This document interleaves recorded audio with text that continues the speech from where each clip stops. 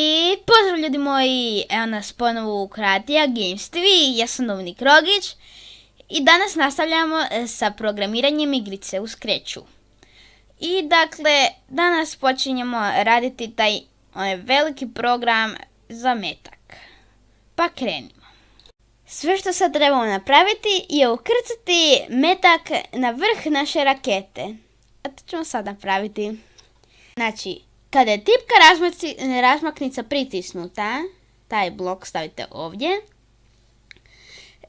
odete u kretanje i stavite idi na x, y, i to ubacite ovdje.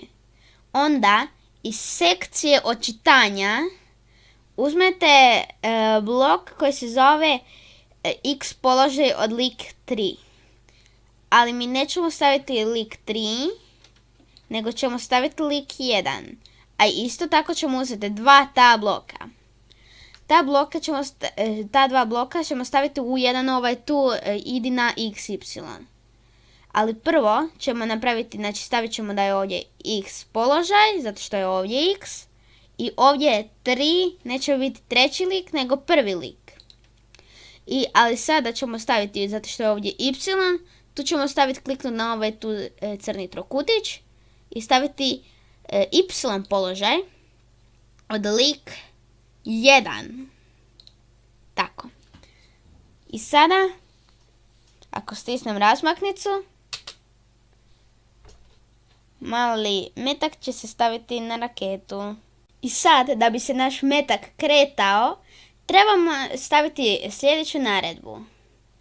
Odete na kretanje i uzmete promijeni y za 10.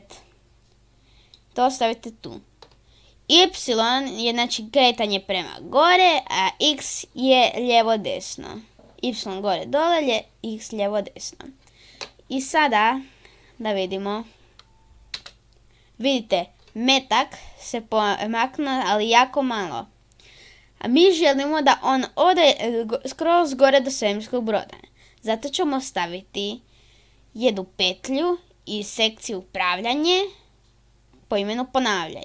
Sad ćemo staviti da ta petlja zagrli promijeni y za 10. Da sad to progledamo. I vidite, on ide gore. Sad samo meni je to malo prebrzo i stavit ćemo da se kreće 6. Ne, 7. Da vidimo je li to dobro. I kako vidite, samo malo, metak samo prođe pokraj svemirskog broda, a mi želimo da ga i pogodi. To ćemo napraviti sljedećom naredbom. Otićemo u sekciju upravljanje i uzeti ovaj blok. Ako je onda, to ćemo staviti ovdje ispod promijeni y za 7. I sad ćemo otići u sekciju očitanja i uzet ćemo dodiruje. To ćemo ubaciti ovdje i staviti lik 2. Sada stavljamo. I sad ćemo provjeriti šta ova naredba koju sam sad stavio znači. Znači, on sad, kad stisnem razmaknicu, on će ispitati da li lik 3, metak, dodiruje lik 2, napadački brod. I sad ćemo napraviti, ako metak pogodi neprijateljski brod, napravit ćemo da novi metak se stvori u brodu. To ćemo napraviti tako da ćemo kopirati jedan cijeli ovaj blok. Kloniraj.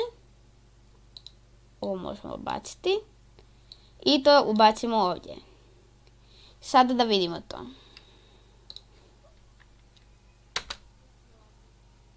Vidite. Sad mi ne želimo da on stalno to ponavlja. Zato ćemo iz sekcije upravljanje uzeti blok po imenu zaustavi sve. I stavimo ga ispod ovog idi na xy. Ali umjesto sve ćemo staviti samo ovu skriptu. Sad bi to trebalo raditi ovako. I sad možemo opet. I sad možemo koliko god želimo pucati. Sve dok ne promašimo. A sad ćemo napraviti isto to da metak opet se stvori neki novi i ako promašimo brod. Sada ćemo otići u upravljanje, uzeti ovu petlju ako je onda i staviti ispod ove petlje ako je onda. Onda ćemo otići u sekciju očitanja i tamo uzeti dodiruje i umjesto strelica miša ćemo staviti rub. Ako je dodiruje rub, onda ćemo uzeti ovaj tu blok i opet ga klonirati i opet vratiti ovdje. Tako. I da sad to vidimo. I, znači sad smo pogodili brod, još jednom smo pogodili taj brod. I sad on opet stalno vrti tu petlju. A mi ćemo sad napraviti da on stane ako jednom promašimo brod. To ćemo napraviti tako da odemo u sekciju upravljanje i uzmemo blok zaustavi sve. Ali opet nećemo staviti sve, nego ćemo staviti ovu skriptu. I sad bi to trebalo raditi. Znači brod pogađa točno i ovo isto točno. Ali mi ne želimo da mi vidimo metak preko rakete. Zato što to ne izgleda kao da je na raketi. Mi želimo da izgleda kao da je u raketi. I zato ćemo napraviti sljedeće. Znači sad mi želimo napraviti to da na početku čim upalimo igru da ne vidimo metak. To ćemo napraviti tako da odemo u sekciju događanje i uzmemo blok kada je zelena zastavica kliknuta. Sada odemo u sekciju izgled i uzmemo blok po imenu sakri. Taj blok odvučemo ovdje. I sada da to vidimo. Sad niste vidjeli metak zato što on je ostao još uvijek skriven. A mi želimo ga vidjeti kako putuje samo kad stisnemo razmaknicu. To ćemo napraviti na sljedeći način. Odemo u sekciju izgled i uzmemo si blok prikaži. To stavimo ovdje točno ispod kada je tipka razmaknica pritisnuta. I sad da vidimo to. Evo vidite. On sada stalno je skriven. Evo ga. Sada ćemo još napraviti da ćemo uzeti još jedan taj blok sakri i staviti ovdje između idi na XY i zaustavi ovu skriptu. I uzeti još jedan taj i to isto napraviti. Tako.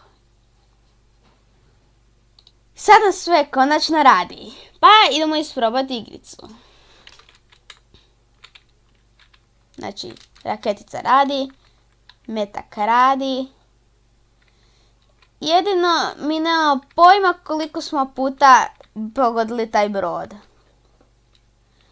I sada, naravno da to mi želimo vidjeti.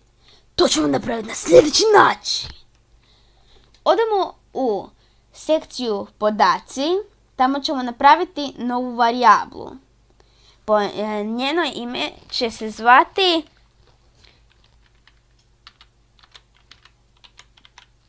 pogoci. Ok. Sad smo dobili ovih 5 blokova. Mi želimo uzeti samo 2 od njih. A to ćemo, uzet ćemo postaviti pogoci na 0. To ćemo odvući ovdje tu.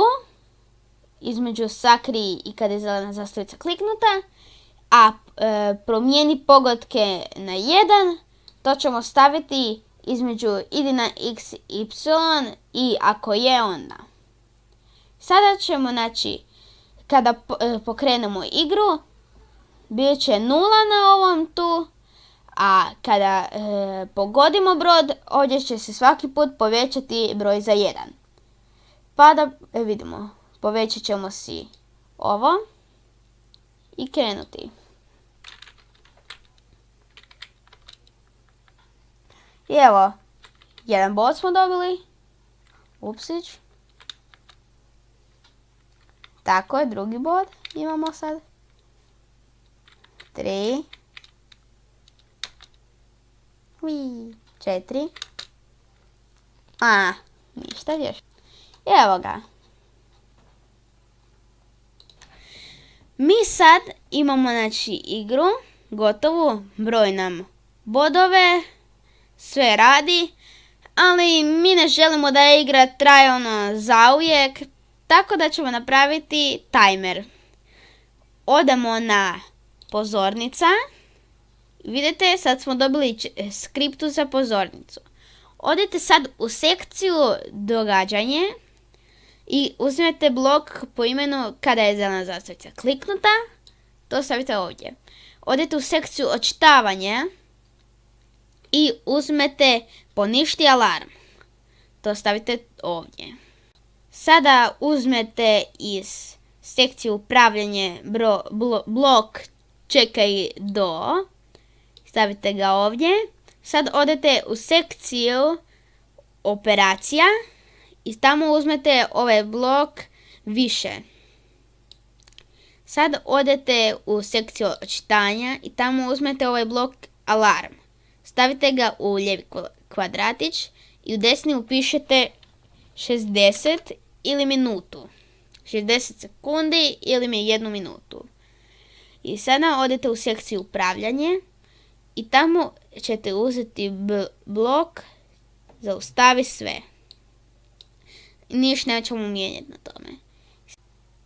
Sad kad smo napravili ovu skriptu, odemo opet u sekciju očitanja i tamo pokraj bloka alarm ćete vidjeti mali kvadratić. Tamo kliknete da bude ova kvačica i sad ćete ovdje vidjeti tablicu sa alarmom. I sad će nam to mjeriti vrijeme. Sad to povećamo da isprobamo igricu.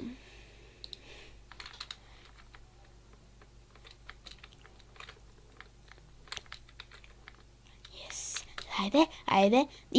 Pogodio sam ga. I sad. Yes! Kako sam dobar sad odjednom. Ide mi, promašio sam. Nisam, šta, ne znam. Okej. Ajde. To je dobro pogođen. Promašio sam ga sada. Yes, pogodak. Još jedan. Kako mi dobro ide. Promašio sam ga. Gle, sad ću ga pogoditi. Zašto ne ide sada? Evo, pogodio. Yes. Ja mislim da sam ga promašio upravo, ali dobro. Yes.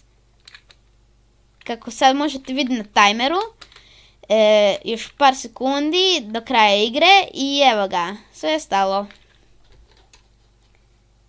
Ovo je stalo i to. Ja sam imao 14 pogodaka i nije uopće bilo teško. Ako želite da vam bude teže, stavite da vam metak sporije putuje. Evo recimo na 4. To će mi sad biti teško. Hvala vam što ste gledali ovaj video. Nadam se da vam se igra svidjela. Ostavite like, subscribe i komentar. Bok.